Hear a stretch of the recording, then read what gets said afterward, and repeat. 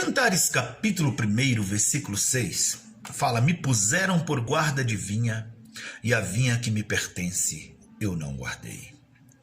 Estamos muito ocupados, cuidando de muitas vinhas, mas a vinha que é responsabilidade nossa, essa nós estamos cuidando com descaso.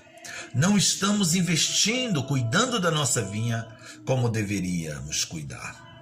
Qual é a minha vinha? Qual é a tua vinha?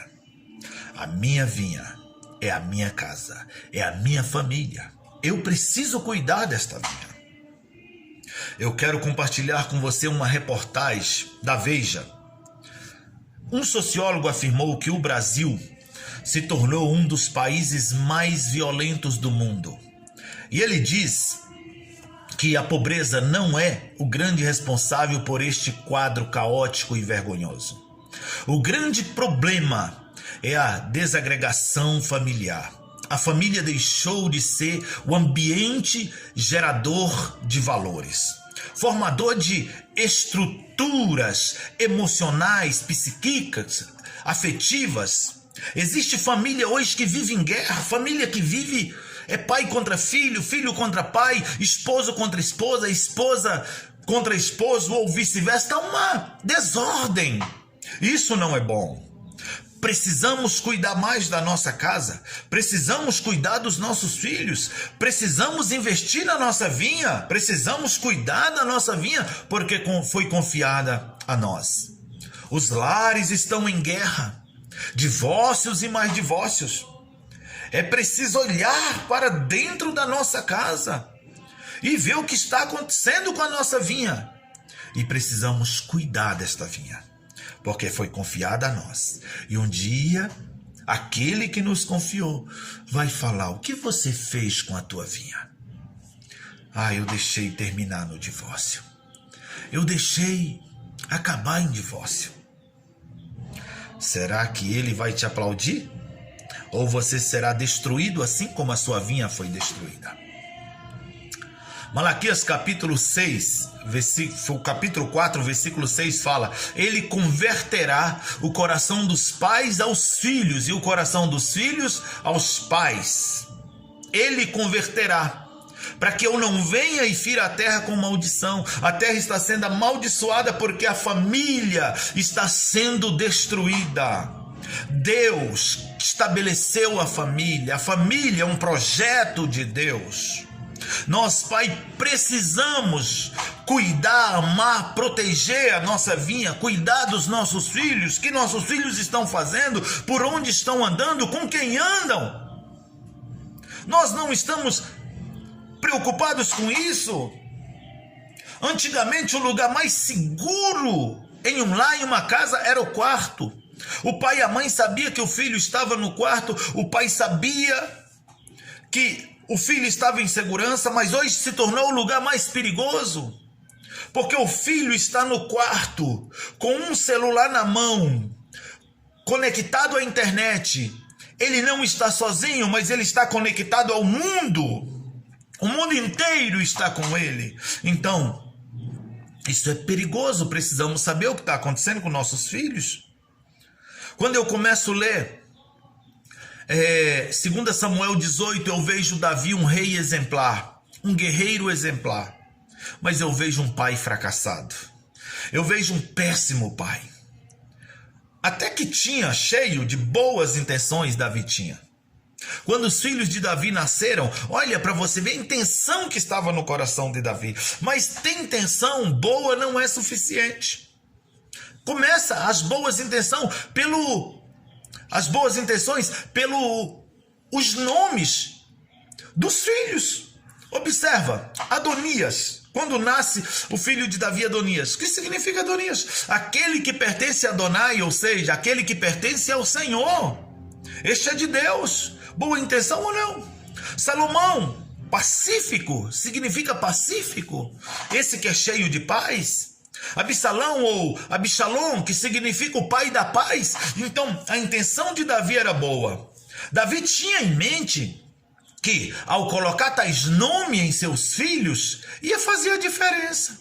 Essa era o pensamento, a visão de Davi. Davi foi um pai que queria o bem dos filhos. No entanto, não foi capaz de transformar suas boas intenções em investimento na vida dos filhos. E isso, a família foi sacrificada. Davi foi um rei com muitas ocupações, muitas reuniões, muitas decisões, muitos compromissos. Por isso, fracassou como pai. E eu não quero que se repita, que a síndrome de Davi não esteja na sua vida, para que os seus compromissos, os seus muitos afazeres, destrua a sua casa, os seus filhos. Davi estava em todas as guerras de Israel, mas se ausentou dos conflitos dos filhos, deixou para segundo plano as guerras internas dos filhos. Absalão tinha tudo: dinheiro, castelo, casas, prestígio, posição social, status, era bonito. A Bíblia diz que ele era um dos mais bonitos daquela geração. A Bíblia fala que ele era perfeito, ele era bonito. Se a gente ler 2 Samuel, capítulo 14, 25, a gente vai ver isso. Mas não tinha um pai presente. Ele queria, era tudo o que ele queria, um pai. Absalão não tinha a presença de Davi. Não tinha uma família estruturada, porque Davi estava cuidando demais de outras vinhas. Absalão não queria um rei, ele queria um pai. É isso que ele precisava. E esse pai estava envolvido nos problemas de Israel, nas vinhas alheias. Ele tinha que cuidar, mas ele precisava também cuidar daquela vinha que foi confiada a ele. Os grandes problemas de Davi eram na área familiar. Davi era um pai ausente, era um rei excelente, era um guerreiro excelente. Sabe o que eu entendo com a história de Davi? Os filhos podem ter tudo, mas nunca, nada substitui a presença dos pais. Não é presente, não é viagem, não. Pode ter tudo. Frequentar ambientes interessantes, fazer boas viagens, ter grandes amigos, mas a presença do pai é o diferencial. A presença da família vai diferenciar o sucesso desse moço, desta moça. Os pais não podem transferir responsabilidades que são intransferíveis. O Davi transferiu. O que o Davi fez? O Davi pegou e colocou o filho para morar com o avô. Se a gente lê, ele transfere a sua responsabilidade para o avô de Absalão. 2 Samuel 13, 37 ao 39, se não estou enganado. E eu te pergunto, para quem você está transferindo a responsabilidade de pai? Para quem você está transferindo essa responsabilidade de, para cuidar do seu filho, para educar o seu filho? Para quem? Quem está pegando esta responsabilidade? Será que você está transferindo para senhora internet? Para Disney? Algum programa animado da televisão? Será que, para quem você está transferindo esta responsabilidade? Lucas Neto, Felipe Neto? Quem é que está assumindo este papel? Você tem que entender que esta responsabilidade de pai, ela é sua e é intransferível. Não é avô, não é avó, não é tio, não é viagem, não é celular caro, não é carro, não é passeio. O teu filho precisa de você. E é isso que eu tenho visto hoje, que a síndrome de Davi está impregnada em muitos pais. A Bíblia diz: inculca o teu filho com a palavra, inculca, ensina o teu filho. Isso é para você, sacerdote da família, sacerdote do lar. Não é o avô, não é o tio, não é o padrasto, é você. Não é viagem, não é Felipe Neto, não é internet, não é presente caro, não é creche, não é escola, não é universidade, é responsabilidade sua. Não deixe de confrontar o seu filho com as verdades da Bíblia. A Bíblia diz que quando você ensina o filho com a palavra, quando ele cresce, ele não desvia. Ele não vai afastar dos caminhos do Senhor. Provérbios 22, 6. Ensina o teu filho o caminho que deve andar. Quando ele crescer, jamais irá desviar. Então isso é uma função do pai, esse ensinamento. Faça da sua casa, nós como pai precisamos ter esse entendimento, fazer do nosso lar o maior campo missionário. Davi, ele fracassou como pai. Davi foi bem sucedido como rei. Davi foi exemplar, um exemplar nas conquistas, nas vitórias, mas perdeu para os conflitos familiares. Perdeu os filhos. Isso como é triste. Na história de Israel, nunca houve um rei para acumular tantas vitórias como Davi. Nunca houve. Davi venceu todas as guerras de Israel que ele enfrentou durante todo o seu reino. Perdeu apenas uma guerra. Perdeu a batalha familiar. Ou seja, foi um grande derrotado. Porque nada vale o sacrifício da família. Foi um vencedor? Foi. Guerreiro honrado ainda moço. A gente sabe a história lá, segundo 1 Samuel 17, quando ele enfrentou Golias. Enfrentou o urso, o leão, ainda moço. Servo fiel e temente, a gente vê o relato dele. Rei exemplar. 2 Samuel capítulo 8, 15, vai falar que ele é um rei de excelência. Ele fracassou como pai. Mas eu quero, para terminar, trazer algumas razões pelas quais Davi fracassou como pai. Algumas razões. Primeiro, o que levou o seu fracasso? Falta de tempo.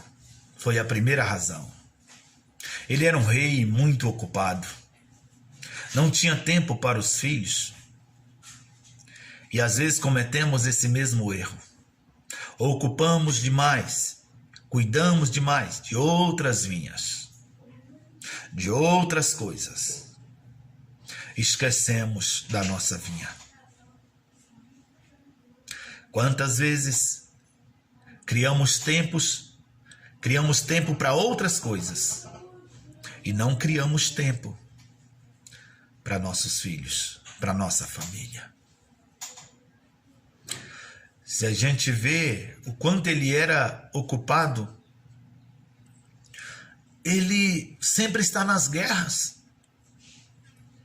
Segunda razão pela qual ele fracassou como pai: transferência de responsabilidade.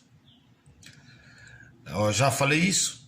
2 Samuel 13, 37 e 38, Absalão ele vai morar com o avô, então vai resolver o problema.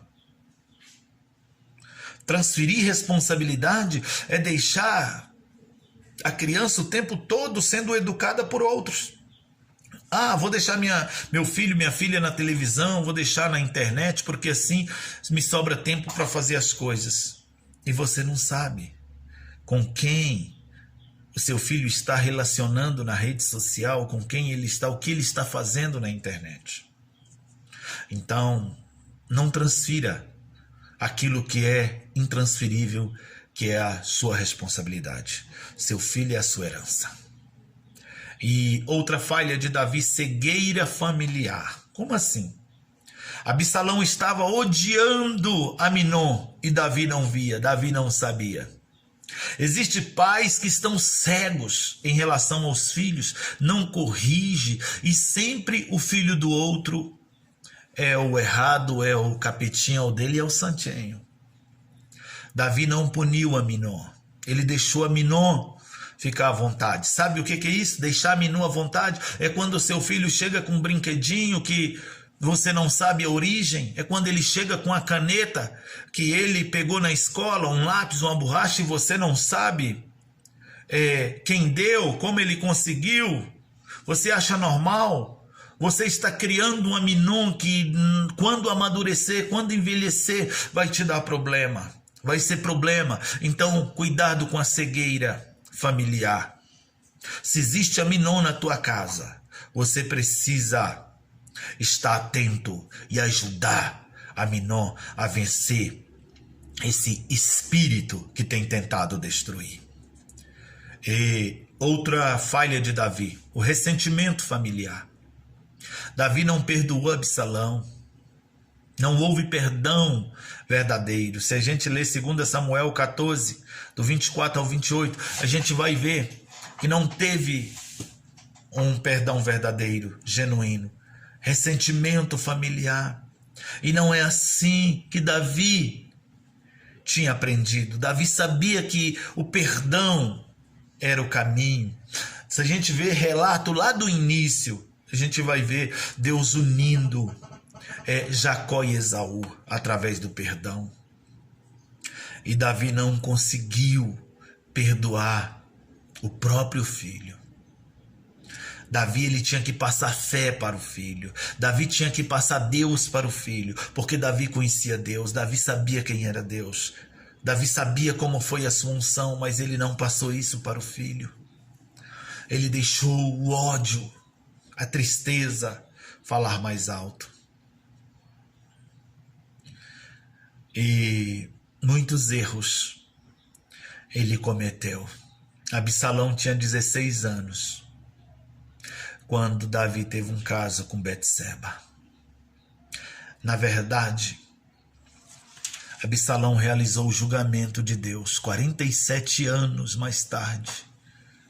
Absalão agora 63 anos, Davi 83. Se a gente ler 2 Samuel 12 do 11, 16, a gente leu o capítulo 22, a gente vai ver o que aconteceu nessa história de Absalão, Davi, como foi terrível o final dessa história. Por quê? Porque Davi, ele simplesmente permitiu que o ressentimento, que a amargura, que a falta de perdão, que a falta de humildade para reconhecer o erro, ele permitiu que tudo isso lhe dominasse. Resultados desse homem que foi excelente rei, que foi brilhante guerreiro, mas que fracassou como pai. Qual foi o resultado?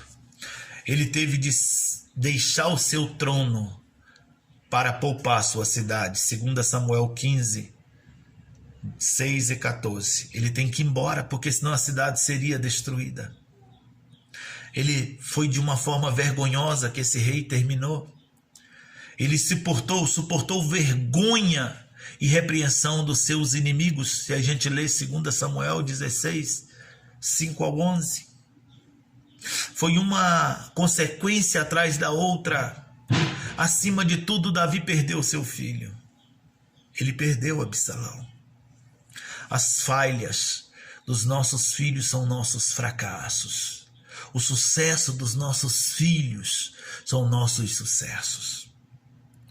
As falhas de Absalão foi o fracasso de Davi. E ele sofreu amargamente. Porque quando Absalão morre, Davi fica desesperado. Ele fica de forma inconsolável, andando de um lado para outro e dizendo: meu filho Absalão, meu filho Absalão, meu filho Absalão. Ele sofreu muito. Ufa, como é triste essa história. Como é doído ver a história, o relato de um rei tão brilhante ter um final tão horrível. Por quê? Simplesmente por omitir a sua função de cuidar da sua vinha. Pode cuidar de quantas vinhas você quiser, ajudar quantas famílias você quiser, mas não se esqueça de ajudar a sua vinha. A sua família vem primeiro. Que o Deus eterno te abençoe. Feliz Dia dos Pais.